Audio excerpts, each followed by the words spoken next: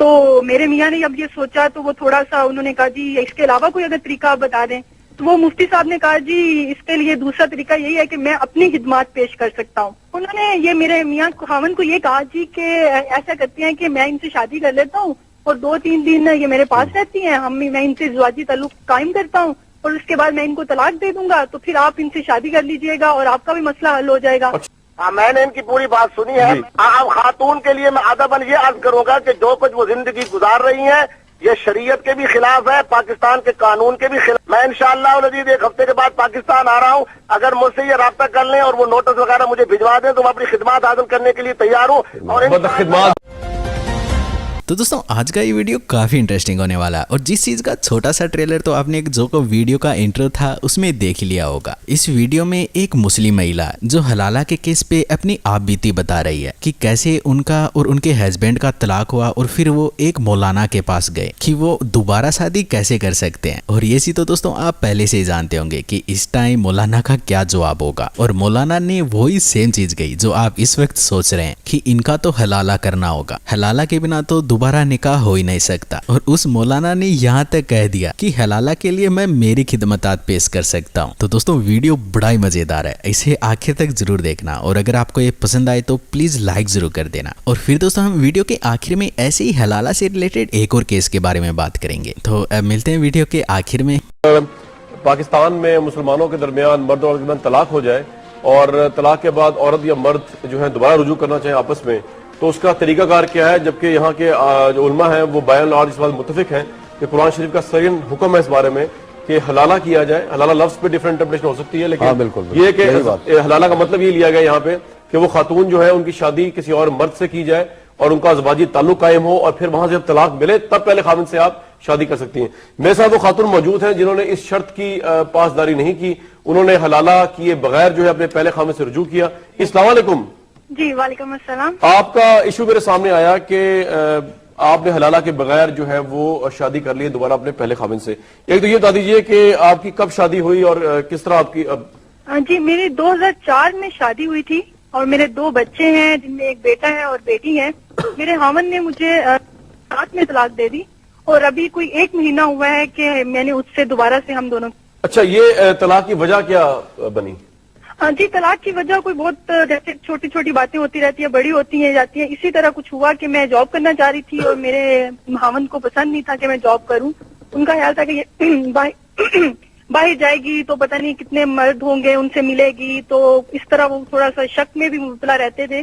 तो वो पहले तो मुझे आहिस्ता आहिस्ता मना करते रहे कि तुम जॉब नहीं करोगी, लेकिन फिर उन्होंने मेरे पे थोड़ी सी सख्ती शुरू की कि इस बात पे फिर बात बढ़ती गई और बात तलाक तक पहुंची। अच्छा, ये तलाक जो उन्होंने दी ये वर्बल यानी कि लफ्जी तलाक थी या आपकी बाकायदा कानूनी तलाक हो चुकी है? पहले तो उन्होंने मुझे वर्बली तलाक दी और वो गुस्से में तलाक दी, जैसे कि हमारे यहाँ ज्यादातर तलाकें होती हैं, लेकिन उसके बाद बाकायदा मुझे कानूनी तरीके से 3 बार उन्होंने तलाक के नोटिस भेजे और 2010 में कोई 1 महीना पहले दोबारा से, यानी कि 2007 से 2010 तक आप तलाक याफ्ता रही और आपकी कहीं और शादी नहीं हुई? नहीं जी बिल्कुल नहीं। अच्छा, वैसे ही जानना चाह रहा हूँ आपने रुजू करने का क्यों सोचा फिर दोबारा? जी जैसे कि मैंने बताया हमारे 2 बच्चे थे, एक बेटा और बेटी, तो उसकी वजह से बच्चों की खातिर हमने सोचा कि हम दोबारा से शादी। आपको ये पता नहीं है कि इस सिलसिले में जो है वो इस्लाम में उसका ताल्लुक किसी फिका से भी हो, एक हलाला की शर्त है जिसमें आपको एक दूसरे शख्स से शादी करनी पड़ती है? जी मैं यहाँ आपको बिल्कुल बताना चाहूंगी कि मेरे हावन ने एक मुफ्ती साहब से रजू किया और मुफ्ती साहब से पूछा जी कि हमने पूरा उनको मसला बताया कि हमारी तलाक हो गई है, तो अब हमें बताएं कि हम दोबारा शादी कैसे कर सकते हैं। तो मुफ्ती साहब ने मेरे मियाँ को कहा जी आपको हलाला करना पड़ेगा, यानी कि पहले आप किसी और बंदे से शादी करें, इनकी की जाए और वहां से उनके साथ अज़वाजी ताल्लुकात जब कायम हो जाएं, उसके बाद वो इनकी तलाक हो जाए तो फिर वो ये दोबारा से आपसे शादी कर सकती हैं। तो मेरे मियाँ ने अब ये सोचा तो वो थोड़ा सा उन्होंने कहा जी इसके अलावा कोई अगर तरीका आप बता दें। तो वो मुफ्ती साहब ने कहा जी इसके लिए दूसरा तरीका यही है कि मैं अपनी खिदमत पेश कर सकता हूँ। नहीं मतलब अपनी खिदमत मुफ्ती साहब ने कौन सी खिदमत पेश करने की बात की? उन्होंने ये मेरे मियाँ खावन को ये कहा जी कि ऐसा करते हैं कि मैं इनसे शादी कर लेता हूँ और 2-3 दिन ये मेरे पास रहती हैं, मैं इनसे ज़वाजी ताल्लुक कायम करता हूँ और उसके बाद मैं इनको तलाक दे दूंगा, तो फिर आप इनसे शादी कर लीजिएगा और आपका भी मसला हल हो जाएगा। अच्छा, ये मुफ्ती साहब ने कहा? जी बिल्कुल, ये मुफ्ती साहब के अल्फाज थे। उसके बाद मेरे मियाँ काफी अपसेट रहे कि ये तो अगर इसी तरह ये तरीका है तो इससे बेहतर है कि हम आपस में ही शादी कर लें दोबारा से, कि बजाय इसके कि एक मुफ्ती अगर ये बात कह रहा है कि आप मेरे से कर लें और मेरे से ज़वाजी ताल्लुक कायम कर लें, तो फिर आपने जो है वो किया ये कि आपने रुजू कर लिया अपने पहले खामिद से बगैर हलाला के? जी जी बिल्कुल, हमने कोई 1 महीना पहले दोबारा से निकाह किया बगैर किसी हलाला के। अच्छा, मुफ्ती अब्दुल कवी साहब अस्सलाम वालेकुम। वालेकुम। आपने की बात सुनी है?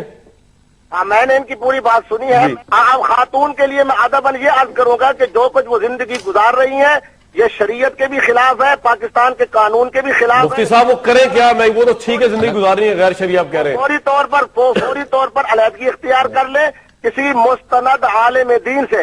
मैं इंशाअल्लाह अज़ीज़ 1 हफ्ते के बाद पाकिस्तान आ रहा हूँ, अगर मुझसे ये राब्ता कर लें और वो नोटिस वगैरह मुझे भिजवा दें तो मैं अपनी खिदमत हासिल करने के लिए तैयार हूँ। और खिदमत वाली बात जरा।